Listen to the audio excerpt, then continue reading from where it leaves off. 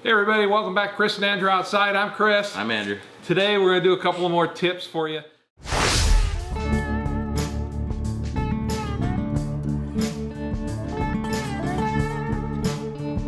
So, I know that some of the people that go out rock hunting and everything, when they get home, they cut the rocks up, they do some lapidary work on them, and they make jewelry out of them. And some of the settings, you have to glue or epoxy the stones into, so they don't have the they don't pop in, they don't have the guards that come over and hold the stones in. You just actually have to epoxy them. So the only epoxy I have right now is the Quick Bond, but this works equally as good with the 5-minute epoxies, the more liquid ones.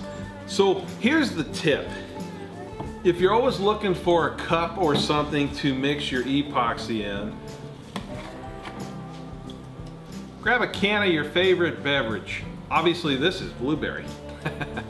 Get a can of your favorite beverage, and if it's a hot day, get one out of the refrigerator.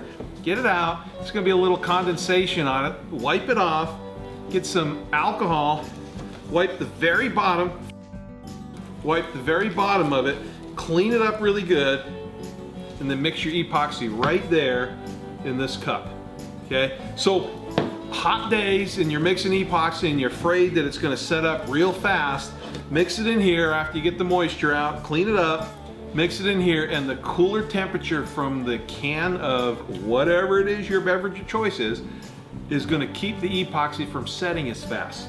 So it's going to prolong your time to be able to work with it, especially if, like I said, if it's a hot day. The other thing you can do is, remember, because epoxy is a heat curing compound, you can do it in this, and if you've got a bunch of epoxy left over and you're not done with your project, stick it in the fridge. It's going to slow down the curing time for that epoxy way long. So you'll be able to go back hours later, take it out, and when it warms back up again, you'll be able to use it for whatever project you're working on. So that's our first tip. Our second tip is going to be how to repair, but also to utilize these handle grips on 5-gallon buckets. So our video when we were at Little Nat Cheese, we actually were talking about the handle guards that Chris was able to find and get that attached to the bucket of the bucket, instead of using the original one that always cracks or breaks or brittle, that basically is uncomfortable. So as you saw in the video, mine was it came in unadjusted. So we're gonna use the epoxy and the tip that Chris was just talking about to glue the handle back on the 5-gallon bucket to make sure it's secure a little bit better, so it's not gonna come apart. So, like we talked about in that video, you can see it's a 2-part handle and it pops together, and Andrew's had rotated so that the wire was actually right on the seam, and so it kind of forced one end of it apart.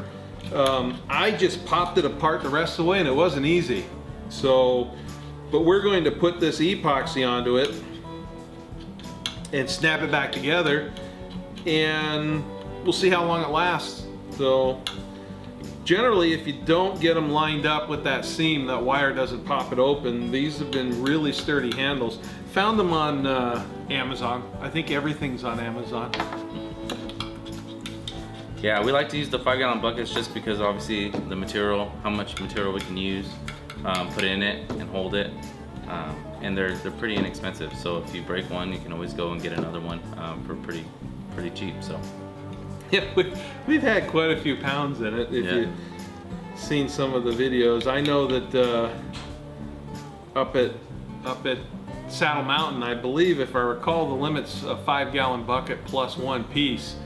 And I got a 5-gallon bucket up there, and it was heavy, but I wasn't going to leave it. And this is the bucket that carried that thunder egg that's probably about that big. So we are yet to cut it and see exactly what's inside there. And hopefully there's something good, but there could be nothing. So. And it's just a matter of putting oil into the saw. We've got the saw sitting right back there, and we've got a bucket of oil sitting next to it. We just haven't dumped the oil into it yet. All right, got cleaned up a little bit.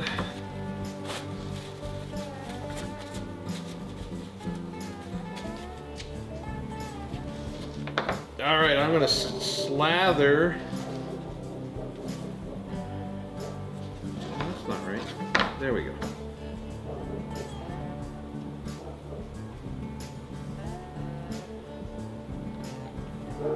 Get this epoxy slathered onto some major contact points. Thank you. So guys, another tip too is if you're epoxying something up, don't get rid of the container that you have the epoxy in. Use that one to test your epoxy to see if it's dry instead of testing the product that you glued up. All right, let's see if I can mess this one up.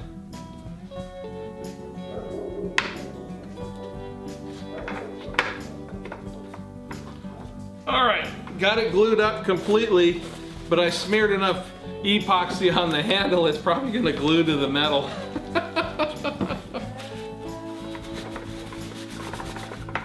Little cleanup here with isopropyl alcohol. Okay, if it does glue to the metal, that's fine. I've got it aligned so that the seam is contradictory to the wire. So, okay, we got that curing up right now, and when we get out in a couple of weeks, hopefully, we'll put this to the test and we'll let you know how it goes. So yeah, we'll see how much I can carry with it. I will do my best to oblige him. Yeah. If he's not finding anything, I'll load his bucket up. So, all right, you guys. I know that the tips aren't the most exciting thing, but due to the school cancellations and everything, Andrew's had his full plate, taking care of his children and everything. So I respect that, and I don't like going by myself as much, so I haven't been going out on my own. But yeah, like I said, within the next couple weeks, she'll be back to school, and my son will be in daycare again. So hopefully we'll get a couple trips here very, very soon. We're gonna check out, I think we're gonna try to hit up Greenwater again to see, but with that, obviously the snow level, we'll see exactly if there's snow up there or not. But we're gonna try to make it out somewhere locally here, over on the west side of Washington State, and see what we can find.